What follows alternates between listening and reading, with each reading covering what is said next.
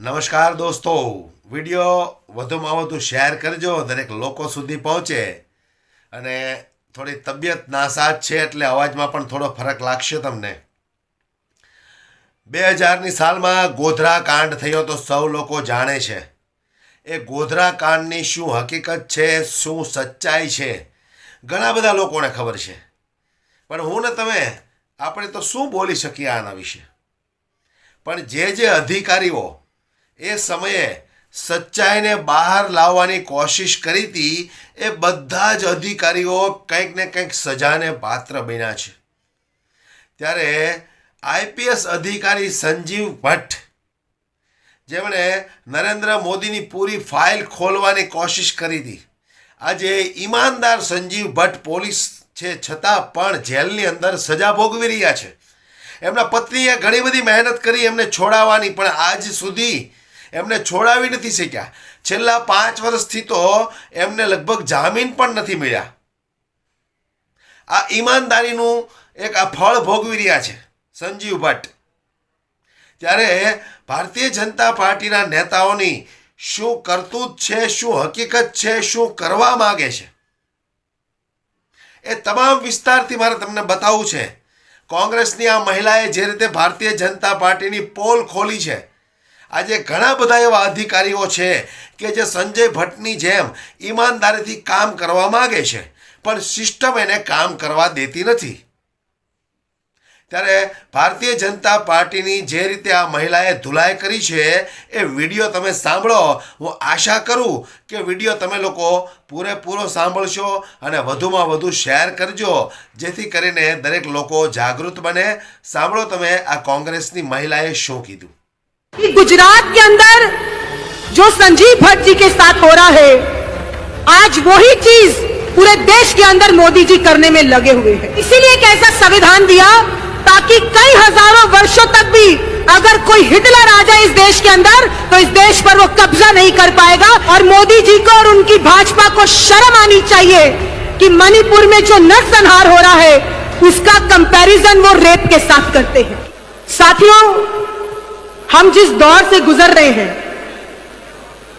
देश में जिस तरीके के हालात हैं, मैं मानती हूं कि हम सबकी जिम्मेदारी बनती है कि इस देश के अंदर नफरत की राजनीति को रोकने का हम काम करें. आज लगातार देश के अंदर नफरत का बीज बोने का हर रोज प्रयास किया जाता है. मैं अभी श्वेता जी को सुन रही थी और मैं अपने साथी को बोल रही थी, जो श्वेता जी ने कहा कि गुजरात के अंदर जो संजीव भट्ट जी के साथ हो रहा है, आज वही चीज पूरे देश के अंदर मोदी जी करने में लगे हुए हैं. जब तक तो गुजरात तक मोदी जी सीमित थे, तब तक किसी को पता नहीं चल रहा था कि गुजरात के क्या हाल है.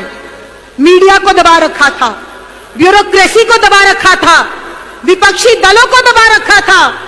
फिर जब वो प्रधानमंत्री बने तो उनको लगा कि गुजरात का मॉडल इंडिया के ऊपर हावी करेंगे, लेकिन इंडिया वालों ने दिखा दिया. और इंडिया आज जहां पर आकर खड़ा है, भाजपा के पास बोलने के लिए कुछ नहीं है. अगर आंख से आंख दिखाकर इस देश के अंदर कोई बीजेपी से या मोदी जी से सवाल कर रहा है तो सिर्फ और सिर्फ हमारे नेता राहुल गांधी कर रहे हैं. हमारे पूर्वजों ने, पंडित नेहरू जी ने, महात्मा गांधी जी ने, सरदार पटेल जी ने, हमारे पूर्वजों ने इस देश को लोकतंत्र बनाया. और इसीलिए बनाया और इसीलिए एक ऐसा संविधान दिया ताकि कई हजारों वर्षों तक भी अगर कोई हिटलर आ जाए इस देश के अंदर तो इस देश पर वो कब्जा नहीं कर पाएगा. ये इस संविधान की ताकत है. आज देश का जो माहौल है, हमारे युवा बेरोजगार है, महंगाई की मार है और देश में लगातार महिलाओं के ऊपर हो रहा यह अत्याचार है. मणिपुर के अंदर जो हो रहा है वो सामान्य नहीं है. और मोदी जी को और उनकी भाजपा को शर्म आनी चाहिए कि मणिपुर में जो नरसंहार हो रहा है उसका कंपैरिजन वो रेप के साथ करते हैं. आज हमारी बहनों के साथ, बेटियों के साथ जो मणिपुर में हुआ, जो दृश्य सामने आया, विश्व भर में, पूरे विश्व में भारत के नाम पर चोट पहुंची है. लेकिन उस पर बोलने की बजाय प्रधानमंत्री जी के पास हर बात पर बोलने का समय है. मणिपुर में जाने का समय नहीं है, लेकिन राजस्थान में आने का समय है। राजस्थान के अंदर चुनाव है, अभी कल फिर आने वाले हैं। प्रधानमंत्री जी के पास राजस्थान जाने का समय है, लेकिन मणिपुर में जाने का समय नहीं है। यह बेहद ही शर्मनाक है। और वो हमेशा कहते हैं, मैं आप साथियों को बता देना चाहूं, और हमें घबराने की जरूरत नहीं है, हमें उनसे सवाल करते रहना होगा। इनकी जो आईटी टीम लगी हुई है कि राजस्थान में हो रहा है, राजस्थान में हो रहा है, राजस्थान में और मणिपुर में और बीजेपी शासित राज्यों में जो बेटियों के साथ हो रहा है, उसका अंतर आज बताना बहुत जरूरी है।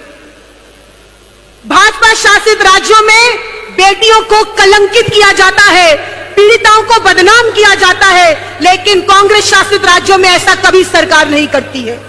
हाथरस में जो हुआ, इंस्टीट्यूशनल किलिंग कहते हैं उसको, कठुआ में जो हुआ, उन्नाव में जो हुआ, इन सब हादसों में भाजपा सरकार पीड़िता को नहीं बल्कि बलात्कारी को बचाने में लग जाती है, लेकिन राजस्थान या अन्य किसी भी कांग्रेस शासित राज्य में ऐसा नहीं होता है।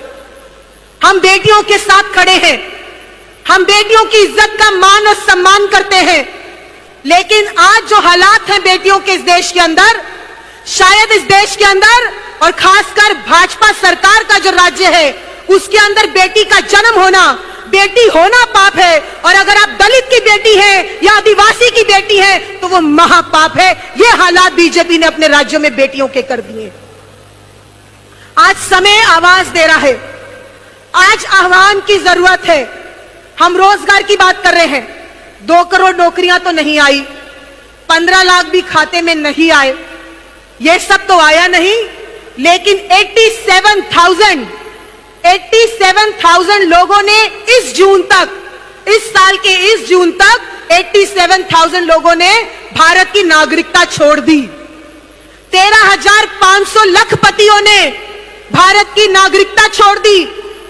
साधारण वर्ग भी जा रहा है देश के बाहर, अमीर भी जा रहा है देश के बाहर, क्योंकि देश की आर्थिक स्थिति पर चोट पहुंच रही है और मोदी जी के पास राहत देने का कोई काम नहीं है। आज ये जरूरी है कि हम इन सब सवालों से उनको घेरने का काम करें। हमें इन जैसों से घबराने की जरूरत नहीं है, इन जैसों से हमें घबराने की जरूरत नहीं है। 5 साल पहले मध्य प्रदेश में भी हमारी सरकार आई थी, लेकिन भाजपा का जो चाल चरित्र चेहरा है, उन्होंने 2 फाड़ करे और बीजेपी ने सरकार बनाई।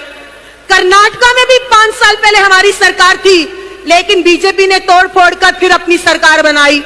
लेकिन कर्नाटका का जो इस बार का मैंडेट है, उसने एक तमाचा मारा है भाजपा के लोगों के ऊपर और इस विभाजनकारी राजनीति के खिलाफ।